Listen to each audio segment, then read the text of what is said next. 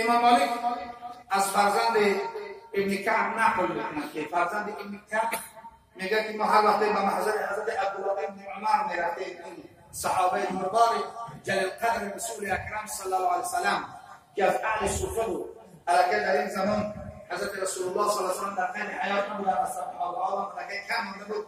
ما میرفتیم که حضرت عبدالله ابن عمر چیزی رو بشنویم از افعال رسول الله، از گفته های او، تا برای رسیدن در رحمت خدا کسب کنیم و عمل کنیم.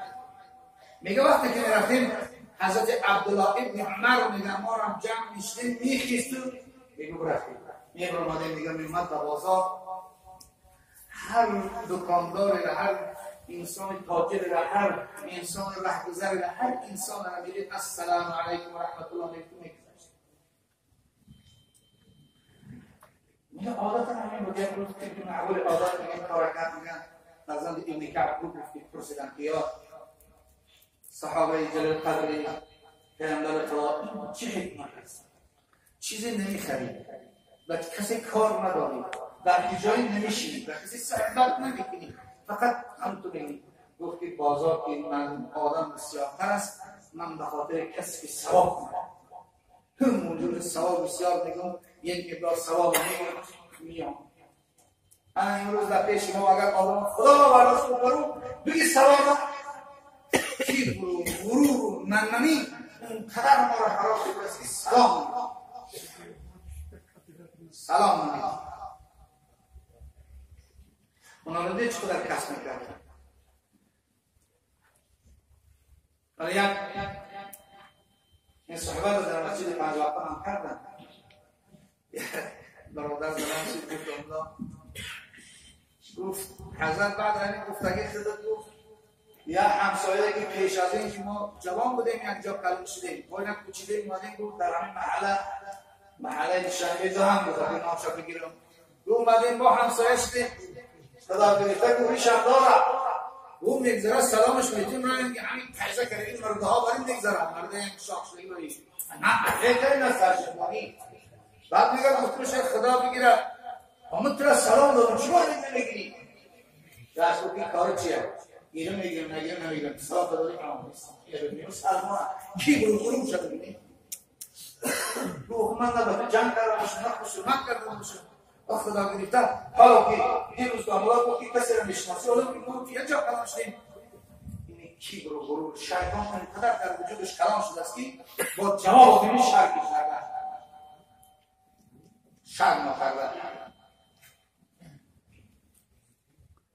قال رسول الله صلی الله علیه و سلم این اول الناس بالله من بدأ بالسلام، یعنی کسی که مستحق بیشتر ثواب میشه ابتدا با سلام میکنه. تو بیشتر کسی که تو کوشش که همیشه تو سلام بگوی همین است. در حضرت علی رضی الله تعالی یک بار میگه ما حضرت رسول الله صلی الله علیه و سلم شکایت کرد از روی برادرش حضرت عمر رضی الله تعالی. بعد گفت که رسول اکرم صلی الله علیه و سلم یا رسول الله من بالای برادرم حضرت عمر شکایت دارم چون هر وقت به من ملاقات من سلام میگم باری نشد است که حضرت عمر رضی الله تعالی با من سلام گفته باشه.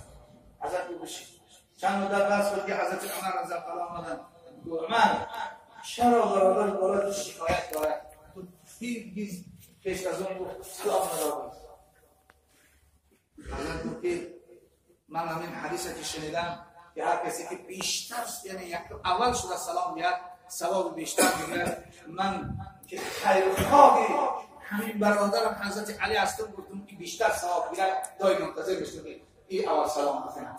این نیت خیر نیت که نیت خیر ببینید چقدر اینقدر احترام و محبت و دوستی داشتن که حتی کوشش میکردن که او بیشتر ثواب از من بگیره.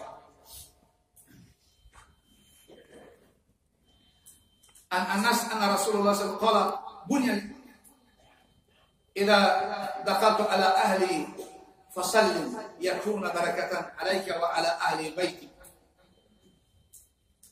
یعنی شما حتی هر وقتی که خانه های خودتون میگرایید به اهل عیال خودتون سلام بدید. حتی از خواب خسته اول از خواب خسته فرزندات خوابم باشن با صدای بلند اولین کلمه السلام علیکم و رحمت الله سلامتی و تندرستی و خانه آبادی و برکت خانه است. خانه که در آمدی با همسرها و با فرزندها و با کنها خود سلام بگی برادر عزیز. از دروازه در آمدی هیچ کس نیست صدای سلام بلند بود برکت خدا در جنازه میشه. قال النبي عليه السلام اذا تقي المسلم فتصحى حمد الله استغفر غفر له ما. یعنی حضرت رسول اکرم صلی الله علیه و آله گفتن هر وقتی که دو مسلمان با همدیگر روبرو شدن دست مصاحبه کردن دست به دست سلام کردند و دست همدیگر لرزاندن همچنان یک درخت تپیدن که همه برگاش ریخت در وقت فصل گرما گفت گناه هر دوش همه خیلی میریزا پاک میشه. ببینید این سلام دست وقتی که بالا باشه دست به دست دیگه چطور است این دست به دست با یک حکمت دیگه هم داره. در کف دست انسان خداوند میگیره یک جای مهر است. وقتی که همون بالای شهراب مهر این برادرش کی چسبید مهر هر دوش زیاد میشه. بنابراین پیغمبر صلی الله علیه و شما دست به دست بیشتر استفاده کنید تا که مهر همدیگری زیاد شود. برای این ثوابی دست به دست پیغمبر صلی الله علیه و زیادتر.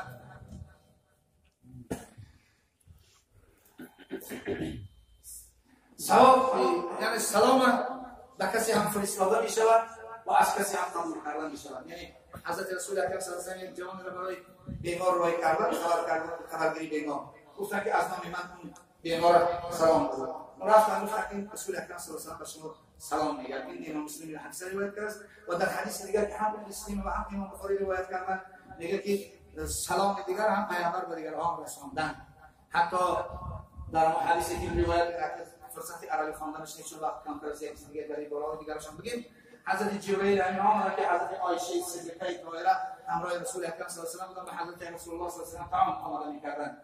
حضرت جبرئیل گفت که عایشه است آره گفت طعام برای تو آماده کرده صحابی نوشابی بود بله گفت سلام خدا و سلام من به عایشه برساند و بعد از آن مژده بده که خداوند در او برای عایشه صدیقه طاهره رضی الله تعالی عنها در بهشت حصر از موارد بنیاد کرده است که نظیر ندارد که هیچ خطراتی در او وجود ندارد هیچ سر و صدا نیست هیچ کم بده نیست.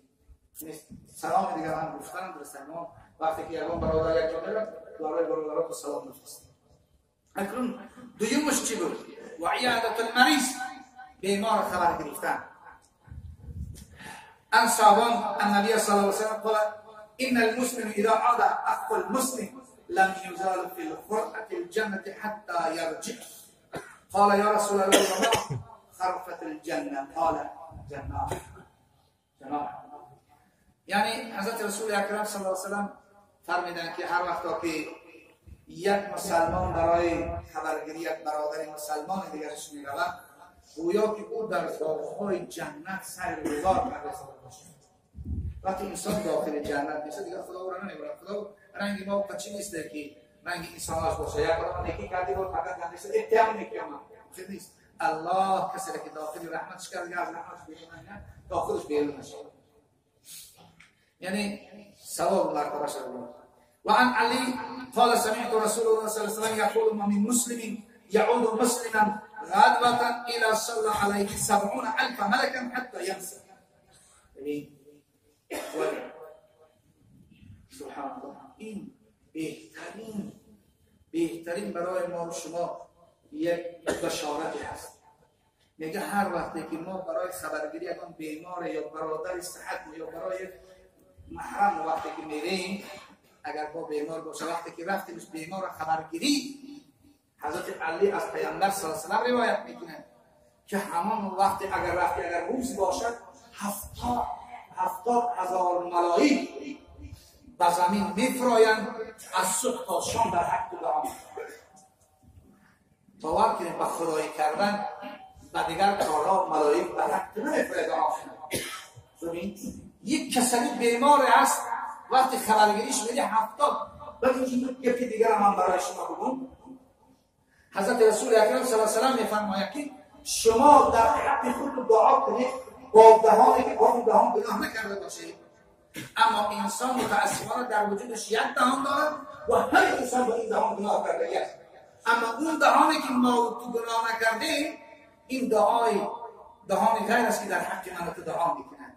وقتی یک برادر میگن حضرت جان سلام میگن، ولی بعضی‌ها خیلی جوانای گمراه هستن میگن یه پیشن داملا دعا میکنن. به خدا برادر عزیز، این چیز تفسیر پیغمبر است. وقتی که از پیش یک بزرگ میری دعا میگیری، تو با اون دهانی او گناه نکردی، دعای در حق تو اجابت است. اما 70,000 ملائکه‌ای که اونها از گناه معصومن، پاکن، اونها فرشته های الهی هستند، با امر الهی میفرایند، در حق تو دعا میگیرن، پس دعای ما لغو و بیهوده نیست، حتما به اجابت میرسد. انا همین از دست ندید برادر عزیز. همون زمانی که یک بیمار شدید حتما اگر روز رفتی تا شب رفتی تا روز، در حق تو دعا میکنم، دیگه به هیچ خریدش نمیکنم. تو بزرگ خدا میگه چون رنج بر نتوان گرفت از بیمار، قدم ز رفتن و پرسیدنش دریغ مدار. اگر ما بریم که هم کسلی و یگان کم بدیش در چه کم میکنیم نه یگان چی، اما بریم چه میگه 1000 شربت و شیرینی و میوه و خوشبو چنان مفید نباشد که بوی صحبتی ها. 1000 نمود همون آدمی کسلی اگر چیزهاش رو بریم، اگر نروی هم چیزها رو رایی کنی، او دقیق خفرستان نمیشه که دست خالی برد. یک بار جمال تو رو ببینن چقدر خواستن. مثال یک همسیح من فرزندش خدا رحمتش کنه از عالم گذشت در سن 12 سالگیش بیمار شد در کربلا. این چیزی هست که حقیقت داره. بعد عیادت رفتیم، بچه ها همسیفان جمع شدیم و گفتیم بریم همون بچه فلانی نورالله همسیح خبرش بدیم. وقتی رفتیم خبرش گرفتیم، دیگر هر کسی که میرفت است از همین خرسندیش ولی بیماری در سکرات بود فراموش کرد. تعریف میکرد که این جوره های پدرم آمدن از جمله داملا میرزارحمت به عادت من همین پر داملا داره. میگه تا زمان من تا آخرین سخنش این گفت گفت جان آفرین. ببین همین است، هزاران شربت و شیرینی و میوه خوشبو چنان مفید نباشد که بوی صحبتی ها. اونی که تر میبیند از او خوشبوتر چیزی دیگر نیست. من عاد مریضا ناداه مناد من السماء تبتم و طبعت من الجنة منزلا. حضرت رسول اکرم صلی الله علیه و سلم میگن وقتی که یک شما بیمار میروید، ملائکه رسول میدان میگن خوش باد، این شاد باشی باد، سیمنچی باد برای تو که تو به این رفتن خبر بگی بیمار یک خانه یک قصر برای تو در جنت آقا ساختی. اگر دیگر از این تعریف زیاد نمیشه برادر عزیز. آیا اگر جنت نخورد خراب کنید؟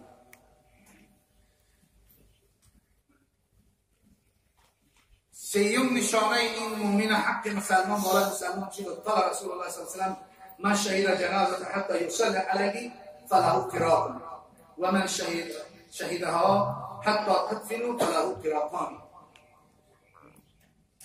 ما القراطان قصدش؟ قال مثل جبلین العظیمین.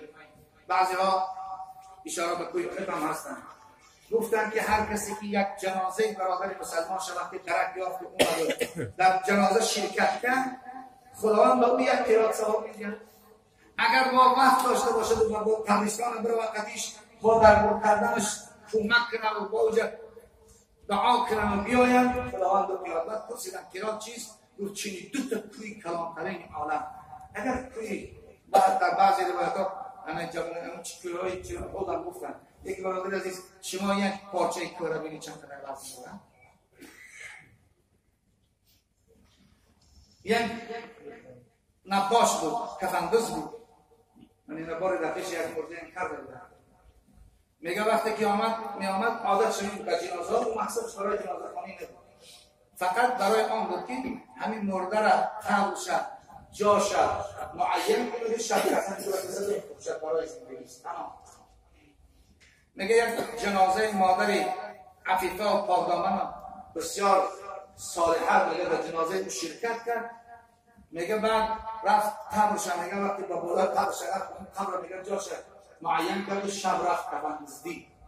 میگه همین کفنش هم دزدید که همین مادری صالحه از دانان همین مرد دوستاری دوفه شرم از خدا شرم کن اهل بهشت از اهل بهشت دیگه این مرد سبحان الله اینو دیگه نمیترسن اینا اگر منو تو میشیدیم همونجا دیدیم میکنیم میمونیم چون اینا که همیشه کارش دزدی به همین بردار هر سن در چه کارش بود یک دو من بیشتی نیستم گفت تو بیشتی تو چه بیشتی من همین قدم مردها را کفاناش نیستم بارو یک کاری خیر نکردم او همین رو تو در جنازه من شرکت کردیم به سبب شرکت جنازه من خدا تو را بیشتی کرد چون من الحمدلله زنی صالحه و پاک هستم همین است هر کسی در یک جنازه مرد صالح و صالحه و عالم و مدرس و شخص خداجوی شرکت میکنه بداند که او انسان مستحق ثواب است جنازه ها دو حکمت دارند یا اون از ما بهره میبرد یا ما از او بهره میبریم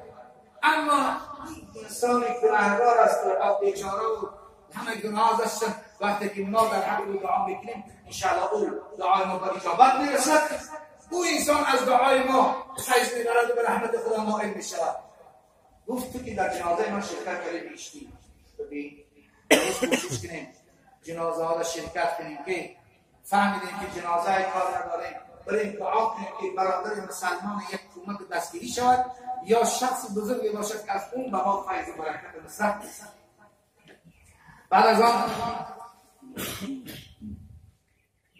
چهارمین صفت این همین بود که و اجابت الدعوه وقتی که هر وقتی که ما را یک جا خیرات کردن باید که حتما حاضر شد حاضر شدن لازم است لیکن برادر عزیز بی دعوت نرو بی دعوت نرو که تا نخوانندت بخوان کس مرو صیفه مردار چون کرگس نرو حتی اون مهمان کس ناخوانده شد نزد مردم خار و زار و گنده شد یعنی تا نگوانت نرو همینی در فلان در توی ای بیا بریم اونجا باشید نرو تا نگوانت نرو هم مردکم امروز میدونیم که چه هم مهمانای خودش کردگی است وقتی که انسان دعوت کردن برای دعوت نکردن